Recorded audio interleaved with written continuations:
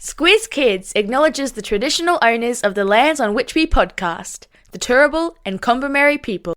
Squiz Kids! It's your daily news fix. Fun, free, fresh.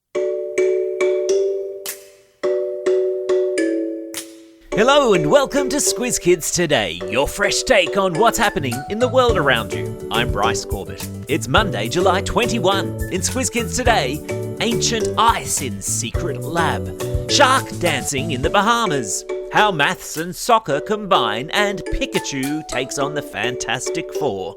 That's what's making news, kids style. The Lowdown. And a warm welcome back to a new school term and a new term's worth of Squiz Kids content.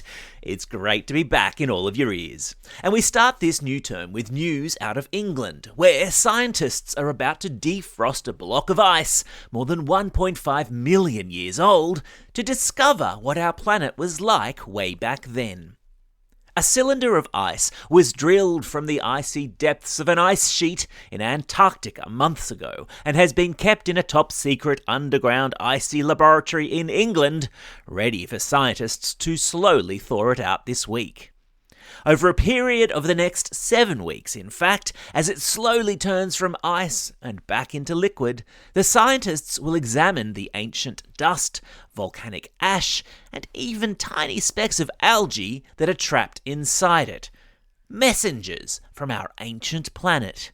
To understand what the world was like back then and, importantly, what the climate was like. Specifically, what wind patterns, sea levels, and average temperatures were like on Earth a million years ago. All of that from a piece of ice. How amazing. And in news closer to home, the state of Tasmania had an election over the weekend, which saw voters decide to pretty much not change anything at all. The final results have not been announced, but it seems as though a Tassie government will be formed by the existing Premier, Jeremy Rockliff.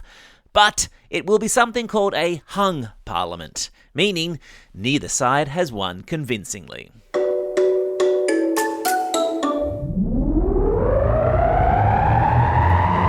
Spin the globe. Each day we give the world globe a spin and find a news story from wherever it stops. And today we've landed in the Bahamas. Ooh, how lovely. Where a new TV show has been developed with a unique twist. You've heard of Dancing with the Stars, right? Well, settle in this week for Dancing with the Sharks. Yep, you heard right. Scuba divers underwater dancing with the apex predator of our oceans.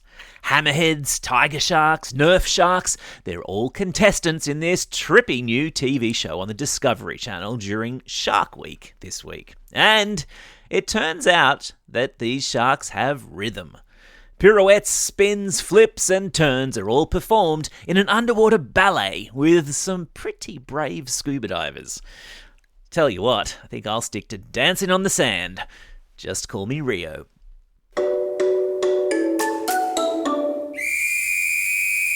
Sport time.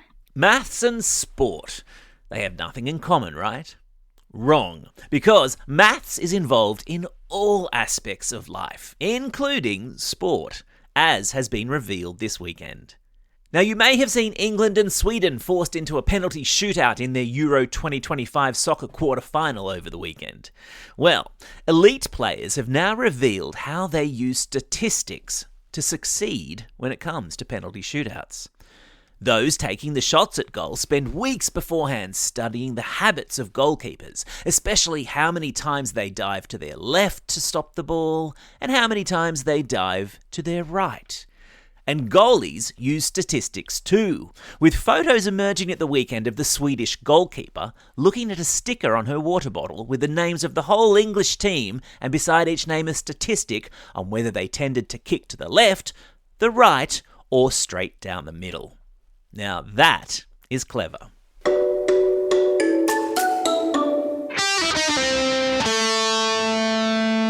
Pop Culture Corner. In a battle between the Fantastic Four and Pikachu, who do you reckon would win?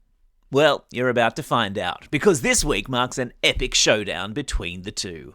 Superhero Family, the Fantastic Four hit cinemas this week in their fourth big blockbuster film, starring Mr. Fantastic, the Invisible Woman, the Human Torch, and The Thing.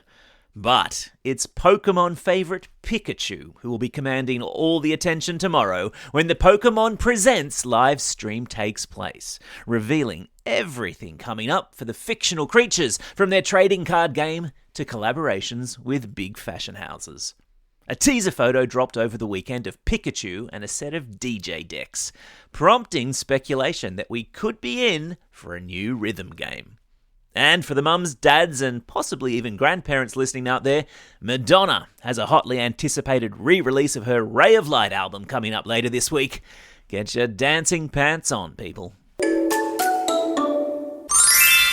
Q&A call out. Hands up if you've heard of a book called The 13-Story Treehouse. Then you probably also know the 26, 39, 52, and all the way up to 169-story Treehouse books as well. And you quite possibly know the author Andy Griffiths. Well, Andy is a great friend of Squiz Kids, and on the occasion of the impending release of his new book, You and Me and the Peanut Butter Beast, Andy has bravely agreed to take the Squiz Kids hot seat and take part in another Squiz Kids Q&A. This is your chance to ask anything you want of one of the most popular and successful kids authors in Australia.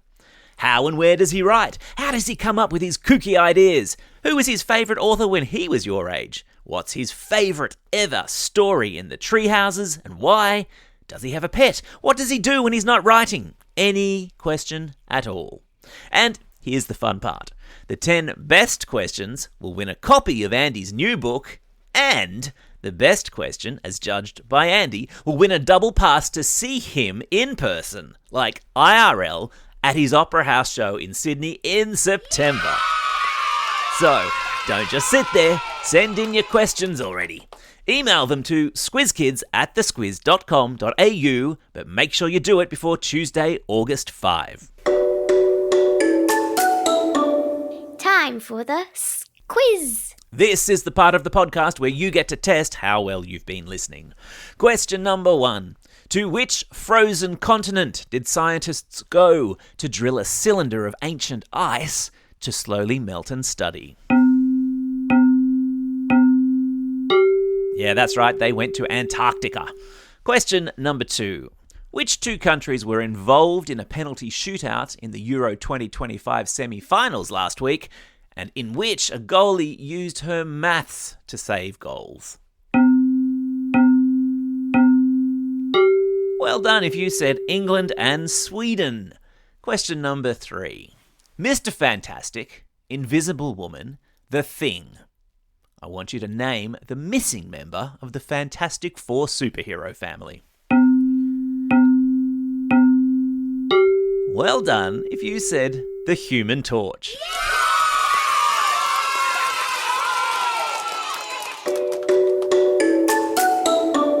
Shout outs. It's Monday, July 21. The bad news? School's back this week for New South Wales, Victoria, Tassie, South Australia, WA, ACT, pretty much everywhere but Queensland and NT, who went back last week. Boo. The good news? It's National Lamington Day.